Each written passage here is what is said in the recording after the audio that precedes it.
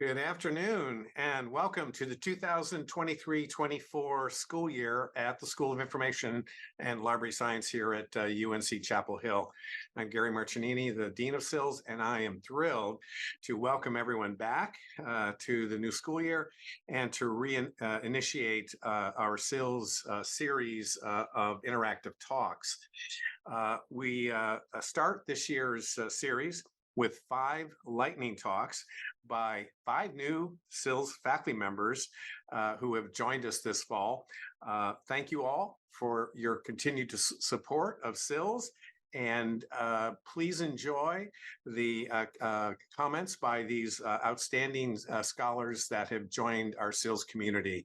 With that, I'm going to turn it over to our first speaker, Dr. Joseph Winberry. Thank you, Dean Marcinini.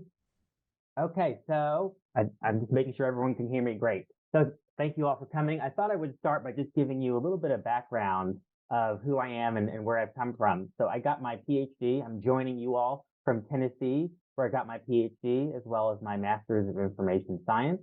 And previously, I got my bachelor's in History and Political Science from the University of North Carolina, Greensboro. So it's great to be back in North Carolina again.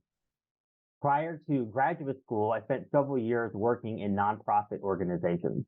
And this time was very important, I think, to my development as a researcher and a scholar and how I think about research issues, and especially my time working at the Knox County, Tennessee Office on Aging. And I think the influence of that will come up more when you hear more about my research later on. So I thought I would just give that little bit of background. And next, I want to just talk about my perspective as a researcher. What's kind of the driving or overall overarching ideas that guide the work that I do? And so I consider myself a critical researcher, and I do my research from a critical perspective. And to me, when I'm talking about that, I'm meaning that I think it's very important to question how things are and not just to take them for granted and assume that's how they've always been or that they can't be changed and that it's not important that we try to change them. And in doing that, we're thinking about things, right, like structures in society. We're thinking about the power dynamics. Who has power? Who does not? Why is that the case? What populations are affected by who has power and who does not? So those are the sorts of things that really drive what type of projects I'm interested in, what type of questions I want to ask, the ways I want to go about asking those questions.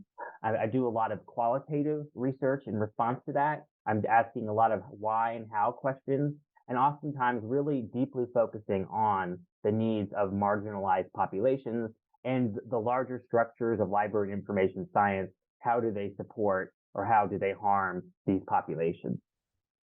And kind of some other ideas that related to that I think are important is I want to think about not just why is something the case or how it got there, but what can be done about it and what is the role of research in making change and how can we bring people into the research process to make positive change.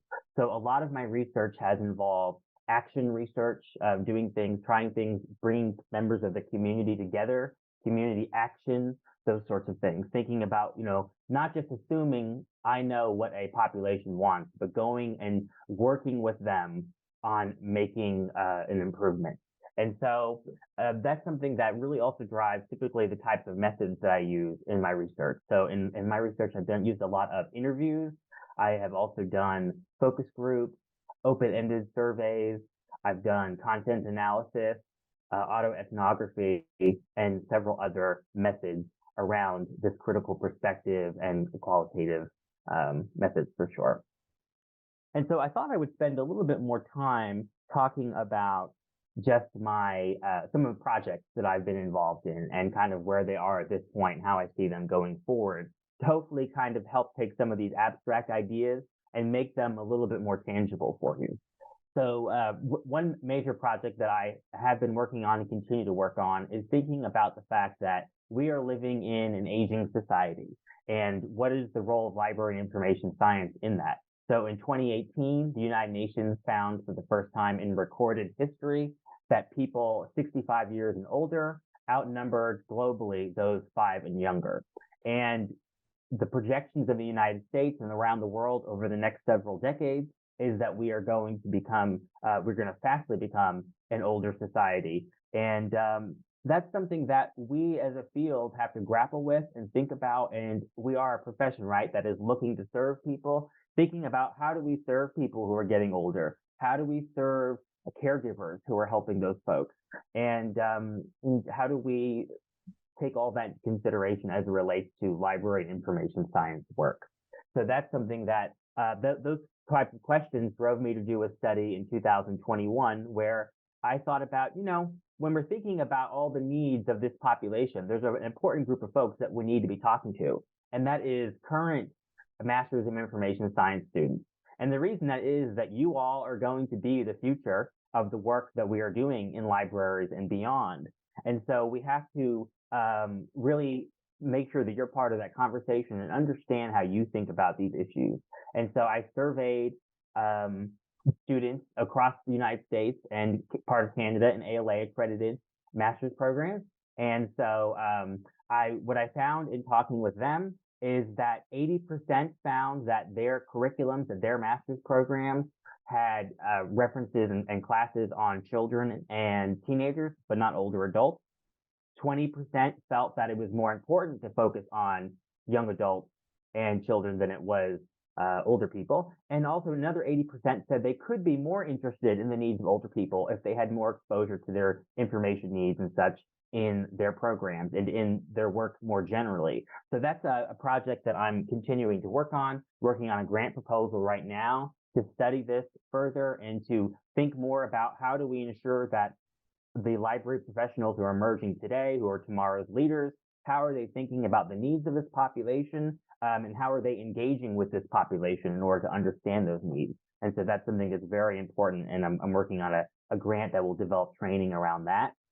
Another project that I've been involved in is information marginalization, which has studied this concept, basically the idea, right, that people are whether intentional or unintentional, some people don't have access to information that they need. And this concept was developed by two researchers right here at SILS who used to be here.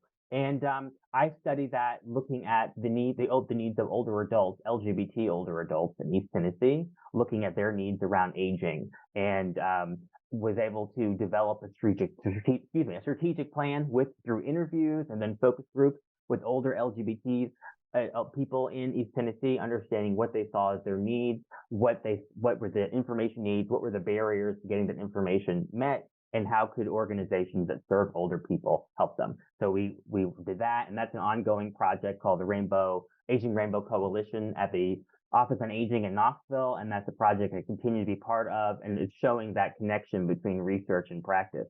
So we're continuing to do that.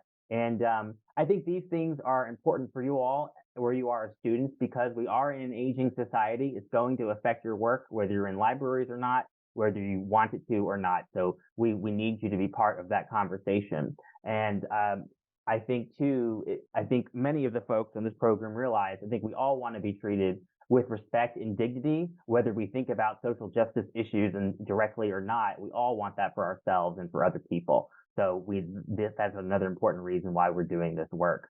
And I just want to close here, just mention a little bit about my teaching and say I'm currently teaching the 551 Library History course. And in the spring, I will be teaching 500 and 501. So if you think that we have similar interests, please feel free to reach out to me. I'm happy to talk to you more about the projects that I've been part of, where I see myself going, my research perspective, teaching, all these things that relate to you and your future journey. And I'm excited about all the great things happening for you all here at SILS and beyond. And I appreciate you coming and listening to my contributions to that.